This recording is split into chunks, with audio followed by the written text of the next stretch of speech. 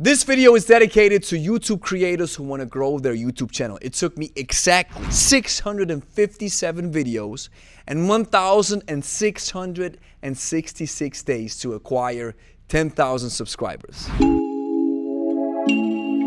Grüß veteran, Gregory for here. On this channel, we're about all things kettlebell, and this video is a little exception. You see, if you're a creator, we're all in this together. We sit in the same boat. We're trying to grow our YouTube channel. So I'm gonna do this exception because I believe it'll help you. However, if you're interested in kettlebells, check out our YouTube channel. And if you like them, like this video and consider subscribing. Now, the first tip that I want to give you is understanding the grind, the work, the hustle, and what I believe is the best description, the marathon. You've probably heard the statement that YouTube is a marathon and not a sprint. And this is the rule. There are exceptions, of course. You find some channels who generated millions of subscribers with only 90 or 100 videos, which is a lot, of course. But most of us have to grind for way longer.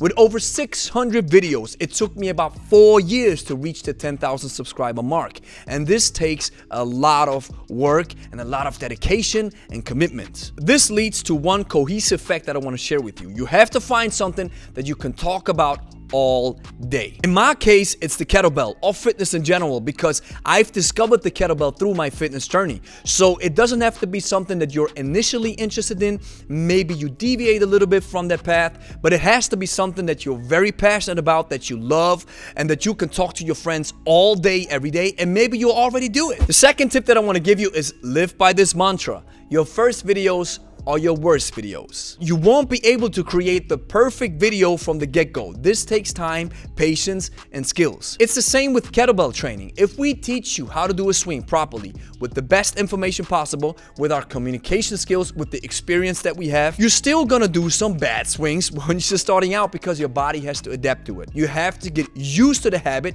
of doing a swing. It takes time to master the movement. So it's the same with making videos. It takes time to master the editing skills. It takes time to find your personality, and it takes time to find whatever you're interested in and that an audience will be watching. Tip number 3 is finding your niche. And I want to paraphrase what Roberto Blake was saying in one of his videos. He said, if you want to do variety content just because you like it, then do it. This means that you will probably stunt your growth. If you focus on one thing, you will probably grow faster. However, you can't use variation. You have to talk about the same thing on and on and on. Finding your niche takes time in real life as well as on YouTube. What I've used is a method of drilling down into the niche. I work in the fitness business as a personal trainer using kettlebells and nutrition coaching to help people lose weight. You see how I'm really sticking to that niche, and that's the same thing on YouTube.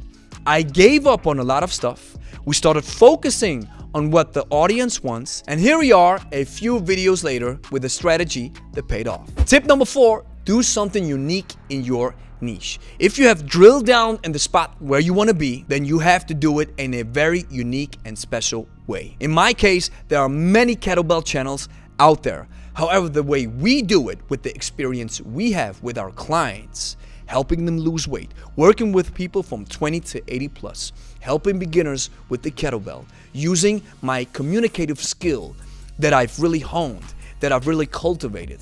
I know that I'm bringing something very special to the table of the kettlebell world. The second specificity is maybe you do it in a production way that is so unique that people start talking about it. The way we do live workouts, I believe on YouTube with the kettlebell hasn't existed before.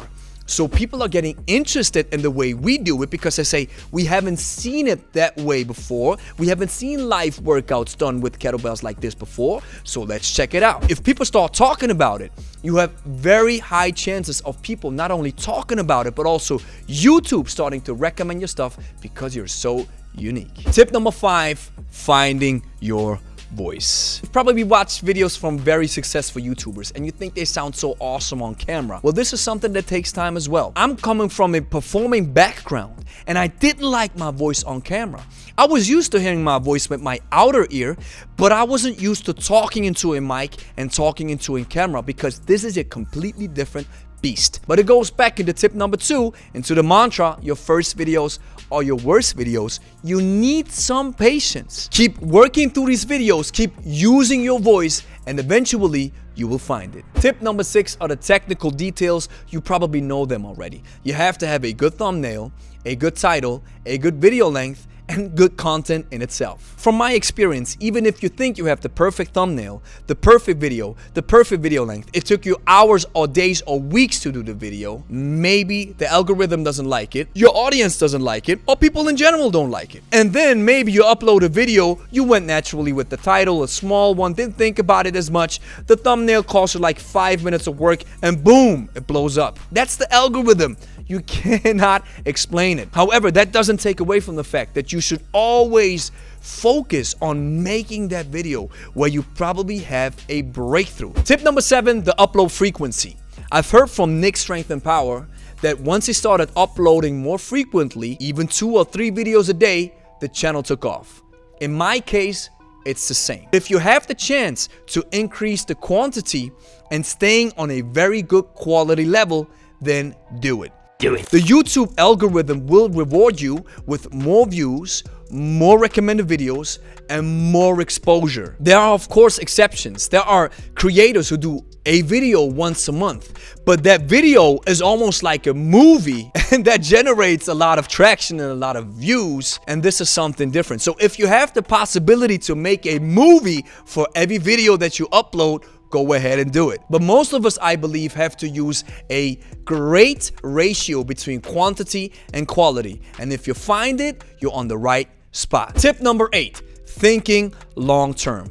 This is something that Jeff Bezos said. He said he was shocked on the fact that so little businesses are thinking long term, especially when it comes to monetization. You want to be patient and think long term. In my case, the YouTube channel generates a good amount of money, but if I compare it with the real world, with the real coaching that we're doing, it's only a fraction. However, probably or eventually the YouTube channel will take over the coaching business. There's even YouTubers with 20,000 plus videos with now 250,000 subscribers, so they deserve to pay out. I wouldn't recommend you to quit your day job just to focus on YouTube. You have to stay patient. Tip number 9, stay on point and stay professional. When I do these videos, I have a lot of stuff that I cut out because I have the tendency to digress a little bit. So I have to make sure that I'm staying on point because I want to serve you the value. This is not about me. And when we take a real life example or a YouTube example, check out what Peter McKinnon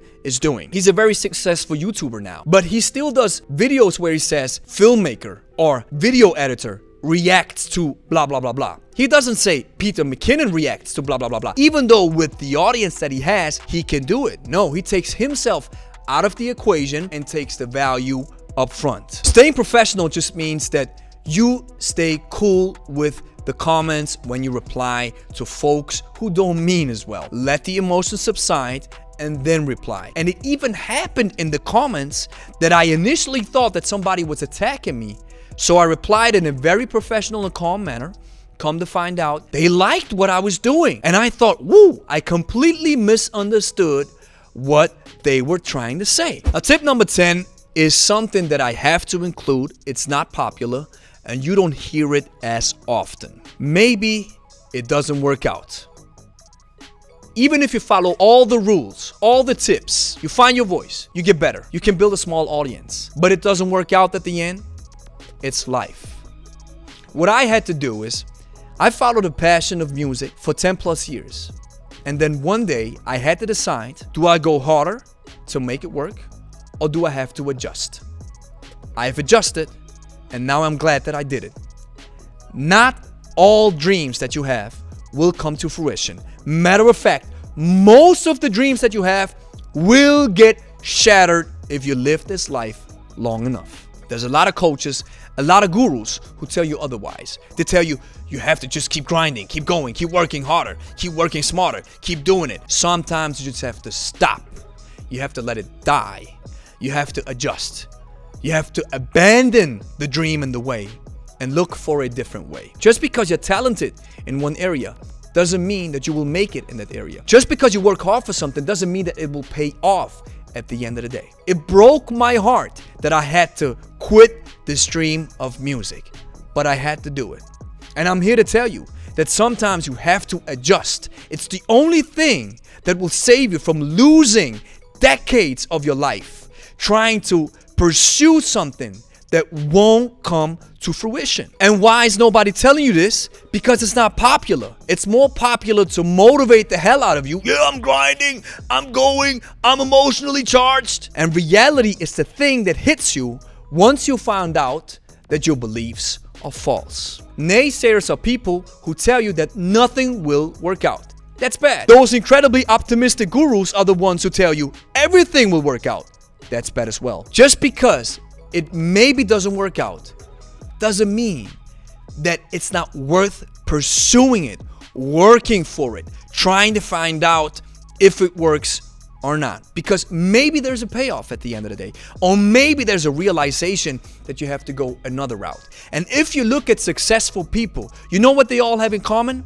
They've tried so many things, and then this one thing happens, and then they make it. They become an overnight success that took years and decades of failures, mistakes. And that's a message that is not popular, and people don't want to hear it, but I'm here to tell it to you because this is the question that I can't give you an answer for.